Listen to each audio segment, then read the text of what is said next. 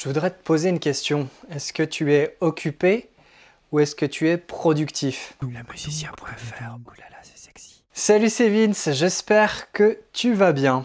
Alors, je vais pas te faire un discours productiviste sur le fait d'être un winner, parce que si tu veux, on vit dans un monde qui est le monde de la performance et le monde de l'individualité, hein, et il faut briller quoi, et être au top de soi-même. C'est un discours qui peut avoir quand même un double tranchant, notamment dans l'art, mais il y a plein de points dont on pourrait parler encore pendant des heures, comme d'hab. Je vais pas te dire dans cette vidéo qu'il faut changer qui tu es, mais je voudrais t'amener à réfléchir à comment tu es efficace ou pas hein, dans tes sessions de home studio. Alors évidemment, on fait de la musique, c'est un plaisir avant tout.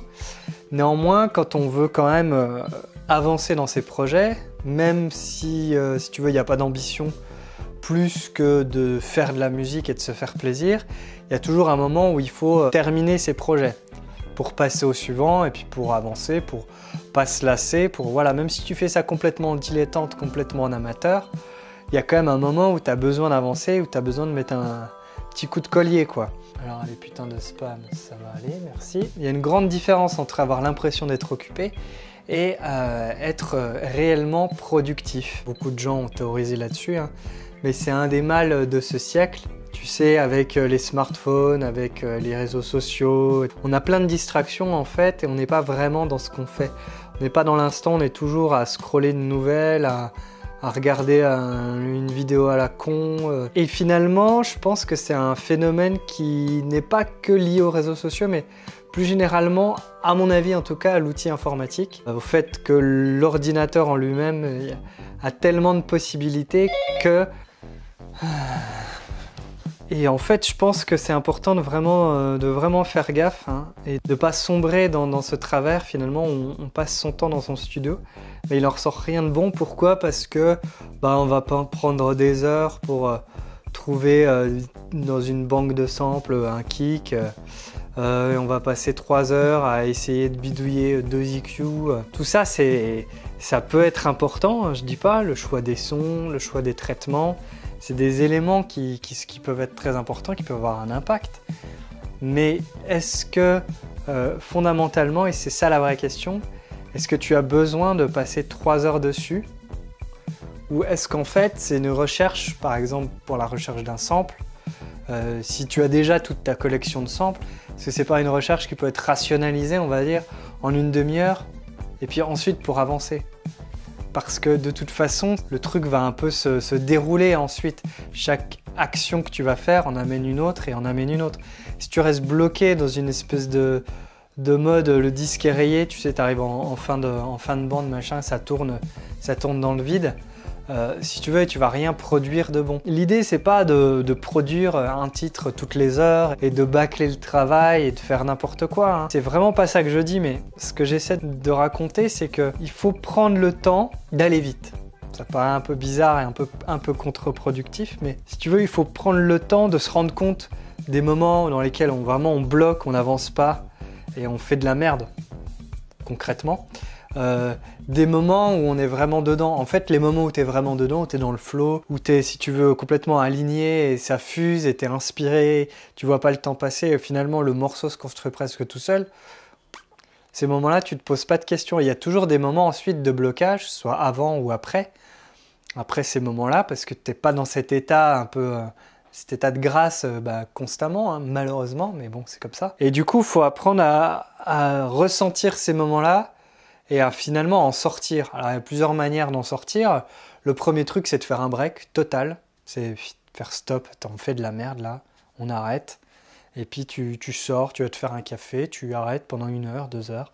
Tu arrêtes, tout simplement. Et ça, c'est le meilleur moyen de revenir et de résoudre tes problèmes. Hein. Puis après, il y a plein d'autres moyens si tu veux, d'aménager ton espace, etc., d'aménager ton environnement pour que ce soit propice, tu vois, ne serait-ce que couper le wifi, peut-être couper ton téléphone, c'est des trucs, on n'a pas le réflexe, maintenant on est relié non-stop qu'un fil à la patte, tu vois, au monde extérieur, mais si tu veux, la création, elle a aussi besoin de se couper du monde, quoi.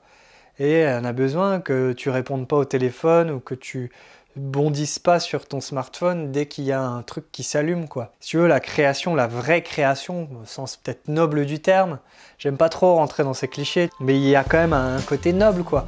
Et la création, comme ça, elle a quand même besoin que tu sois focus dedans, que tu sois à 100% dedans. Si tu ne rationalises pas un minimum ce que tu fais, et si tu ne prends pas conscience, finalement, que t'es pas dedans, que t'es pas productif, que là, ça fait 1 heure que tu bidouilles des trucs, mais que concrètement, ton morceau, il n'a pas avancé d'un iota.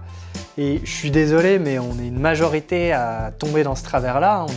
On n'est pas sans arrêt des winners de la MAO et des mecs 100% efficaces ou des nanas et des Jean-Michel productifs, quoi. Il faut vraiment avoir cette conscience-là, c'est super important. Concrètement, ça veut dire quoi être productif dans ce home studio? Ça veut dire faire des morceaux, quoi.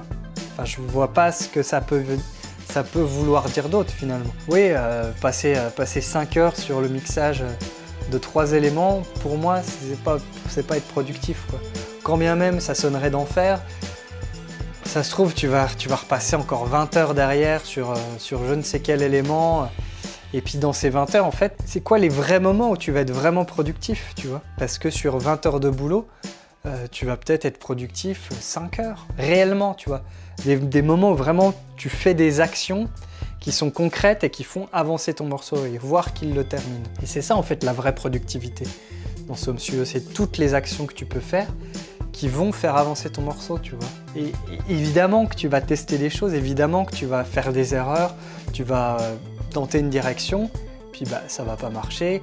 Tu vas peut-être essayer de remanier les choses, ça va pas marcher. Et ça veut pas dire être juste occupé et ne pas être productif, parce que voilà, tu peux pas tout trouver du premier coup. Donc tout ça, c'est un schéma, c'est une logique qui si tu veux, ça se tient, quoi. C'est normal que tu passes par ces étapes-là, mais par contre, c'est pas normal, ou en tout cas, c'est pas être productif que derrière, d'être à moitié dans ce que tu fais, enfin de papillonner, quoi. Voilà. Et en fait, quand tu vois l'étendue des possibilités d'un logiciel de MAO, l'étendue des possibilités de quasiment n'importe quel instrument virtuel et tout, tu peux réellement te perdre et papillonner et picorer, en fait. Et finalement rien faire réellement. Pourquoi? Parce que tu picores et que tu vas, ok, bah tiens, je vais prendre un petit peu de ça, je vais prendre un petit peu de ça. Et au final, qu'est-ce que tu as fait? Ben, je vais refaire une métaphore culinaire, parce que j'adore les métaphores culinaires. Tu vas juste, je sais pas, faire la sauce d'un plat, mais tu n'auras pas le plat, quoi. Et c'est ça, picorer. Et fondamentalement, ça ne sert à rien. Tu peux pas mixer une chanson qui n'existe pas. Tu ne peux pas arranger un titre qui n'est pas déjà un minimum établi, etc., quoi. Enfin, il y a une logique un petit peu dans la progression. Et si tu ne distingues pas les phases où tu sers à rien, tu fais de la merde, des phases où tu es productif et où tu fais avancer les choses, tu fais avancer tes morceaux, voilà. Et je pense sincèrement que tu peux... Alors c'est plus compliqué si tu es débutant, parce qu'il y a toute la phase où c'est galère la maîtrise des outils, tout ça. Mais il y a quand même un temps, à mon avis, on passe beaucoup plus de temps qu'on ne devrait ou qu'on ne devrait dans nos home studios. Dans ce sens où, en fait, on n'a pas forcément besoin de passer des heures et des heures à tricoter des idées dans tous les sens. Pourquoi? Parce que je pense, en tout cas, et ce sera l'objet d'une vidéo dédiée, un de ces 4, que la musique, finalement, elle se construit un peu d'elle-même. Alors, c'est un peu présomptueux de dire ça, et ça fait un peu papier New Age, mais on reviendra sur ce concept. Mais si tu as vraiment vécu des moments de pure inspiration, des moments de pure créativité où il n'y a plus rien qui compte, en fait, tu te rends compte que c'est comme si la musique en elle-même avait déjà une âme et qu'elle se servait de toi, en fait, pour aller là où elle le souhaite, quoi. C'est un peu mystique, mais c'est vraiment mon ressenti. Moralité, ça ne sert à rien de passer 50 heures dans un studio, dans une session, si c'est pour finalement être efficace que 10 heures. Tu devrais plutôt prendre le temps de faire des pauses, des vraies pauses. C'est le seul vrai conseil, je pense, à retenir de cette vidéo. Si tu te sens emmêlé, si tu te sens perdu, si tu sens que tu picores, si tu sens que tu tournes en rond depuis 1 heure, il y a un moment, tu fais un break.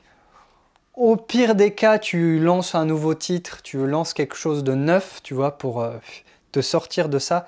Mais l'idéal, c'est vraiment de tout stopper, de sortir même physiquement de ta pièce à musique si tu as la chance d'en avoir une, ou de ton coin à musique, si c'est dans ton salon, dans ta chambre.